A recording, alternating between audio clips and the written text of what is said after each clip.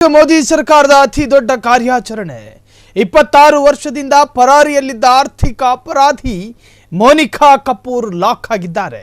Monika ಕಪೂರ್ಳನ್ನ CBI ವಶಕ್ಕೆ ಒಪ್ಪಿಸಿದ America ಅಧಿಕಾರಿಗಳು Indian airlines ವಿಮಾನದಲ್ಲಿ ಇಂದು ರಾತ್ರಿ ಅಮೆರಿಕದಿಂದ ಭಾರತಕ್ಕೆ ಕರೆತರಲಾಗ್ತಾ ಇದೆ. ಭಾರತ ಅಮೆರಿಕ ದ್ವಿಪಕ್ಷೀಯ ಒಪ್ಪಂದದ ಭಾಗವಾಗಿ ಮೋನಿಕಾ ಕಪೂರ್ ಹಸ್ತಾಂತರ. ನೀರವ್ ಮೋದಿ ಈವರೆಗೂ ಇಲ್ಲ, ವಿಜಯ್ ಮಲ್ಯ ಈವರೆಗೂ ಬಂದಿಲ್ಲ.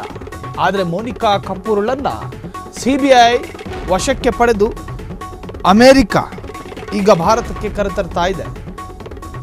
ಇಂಡಿಯನ್ ಏರ್ಲೈನ್ಸ್ ವಿಮಾನದಲ್ಲಿ ಬರ್ತಾ ಇದ್ದಾರೆ. ಭಾರತ ಅಮೆರಿಕ ದ್ವಿಪಕ್ಷೀಯ ಒಪ್ಪಂದದ ಭಾಗವಾಗಿ ಮೋನಿಕಾ ಕಪೂರ್ ಹಸ್ತಾಂತರ.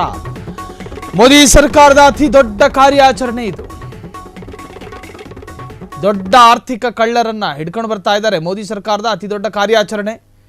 ಸೊ ಅಮೆರಿಕ ಇವತ್ತು ಹಸ್ತಾಂತರ ಮಾಡ್ತಾ ಇದೆ. 26 ವರ್ಷದಿಂದ ಪರಾರಿಯಲ್ಲಿದ್ದಂತಹ ಆರ್ಥಿಕ ಅಪರಾಧಿ ಮೋನಿಕಾ ಕಪೂರ್ಳನ್ನ ಸಿಬಿಐ ವಶಕ್ಕೆ ಒಪ್ಪಿಸಿದ ಅಮೆರಿಕ ಅಧಿಕಾರಿಗಳು ಆಕೆಯನ್ನು ಭಾರತಕ್ಕೆ ಕರೆತರಲಾಗ್ತಾ ಇದೆ. ಇಂಡಿಯನ್ ಏರ್ಲೈನ್ಸ್ ವಿಮಾನದಲ್ಲಿ ಇಂದು ರಾತ್ರಿ ಅಮೆರಿಕದಿಂದ ಬರಲಿದ್ದಾರೆ. ಸೊ ಭಾರತ ಅಮೆರಿಕ ದ್ವಿಪಕ್ಷೀಯ ಒಪ್ಪಂದದ ಭಾಗವಾಗಿ ಇವತ್ತು ಬರಲಿದ್ದಾರೆ. ಮೋದಿ ಸರ್ಕಾರದ ಅತಿ ದೊಡ್ಡ ಕಾರ್ಯಾಚರಣೆ ಇದು. ಸೊ 26 ವರ್ಷದಿಂದ ಪರಾರಿಯಲ್ಲಿದ್ದಂತಹ ಆರ್ಥಿಕ ಅಪರಾಧಿಯನ್ನ ಕರೆತರಲಾಗ್ತಾ ಇದೆ. ಯಾರು ಈ ಆರ್ಥಿಕ ಅಪರಾಧಿ ಮೋನಿಕಾ ಕಪೂರ್?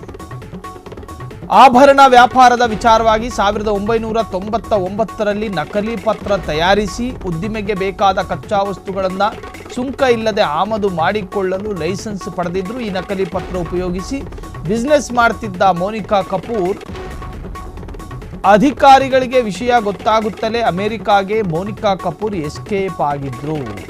ಮೋನಿಕಾ ಕಪೂರ್ ವಂಚನೆಯಿಂದ ಭಾರತ ಸರ್ಕಾರಕ್ಕೆ 5 ಕೋಟಿ ರೂಪಾಯಿ ಹೆಚ್ಚು ನಷ್ಟ ಆಗಿತ್ತು. 2004ರಲ್ಲಿ ಮೋನಿಕಾ ಕಪೂರ್ ಮೇಲೆ ಕೇಸು ದಾಖಲಾಗಿತ್ತು.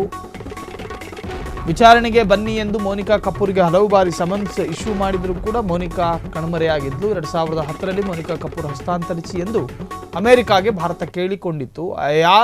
ಈ ಅಪರಾಧಿ ಮೋನಿಕಾ ಕಪೂರ್ ಯಾರು ಅನ್ನೋದನ್ನು ಹೇಳೋದಾದರೆ 1999ರಲ್ಲಿ ಟ್ಯಾಕ್ಸ್ ಕಟ್ಟದೆ ಆಕೆ ನಕಲಿ ಪತ್ರವನ್ನು ತಯಾರು ಮಾಡಿ ವ್ಯಾಪಾರ ಮಾಡ್ಕೊಂಡಿದ್ಲು. ಸೊ ಈ ವ್ಯಾಪಾರದಿಂದಾಗಿ ಭಾರತಕ್ಕೆ ಆ ಸಂದರ್ಭದಲ್ಲಿ 5 ಕೋಟಿ ನಷ್ಟ ಅಂತ ಹೇಳಿದ್ರೆ ಈಗಿನ ಹೆಚ್ಚು ಕಮ್ಮಿ ಏನೂ ಇಲ್ಲ ಅಂದರೂ 30ರಿಂದ 40 ಕೋಟಿ ನಷ್ಟ ಅನ್ನೋ ಲೆವೆಲಿಗೆ ಬರುತ್ತೆ. ಸೊ ಅಧಿಕಾರಿಗಳಿಗೆ ವಿಷಯ ಗೊತ್ತಾಗ್ತಲೇ ಆಕೆ ಅಮೆರಿಕಾಗೆ ಎಸ್ಕೇಪ್ ಆಗಿದ್ಲು. 2010ರಲ್ಲಿ ಭಾರತ ಕೇಳಿಕೊಂಡಿತ್ತು ಆಕೆಯನ್ನು ಭಾರತಕ್ಕೆ ಬಿಟ್ಟುಕೊಡಬೇಕು ಅಂತೇಳಿ. ಈಗ ಬಿಟ್ಟು ಕೊಡುವ ಸಮಯ ಬಂದಿದೆ. ಸೊ ಸಿಬಿಐ ಅಧಿಕಾರಿಗಳಿಗೆ ಅಮೆರಿಕ ಆಕೆಯನ್ನು ಹಸ್ತಾಂತರ ಮಾಡಿಕೊಟ್ಟಿದ್ದಾರೆ. ಆಕೆಯನ್ನು ಏರ್ ಇಂಡಿಯಾದ ಮುಖಾಂತರವಾಗಿ ಭಾರತಕ್ಕೆ ಕರೆತರಲಾಗ್ತಾ ಇದೆ.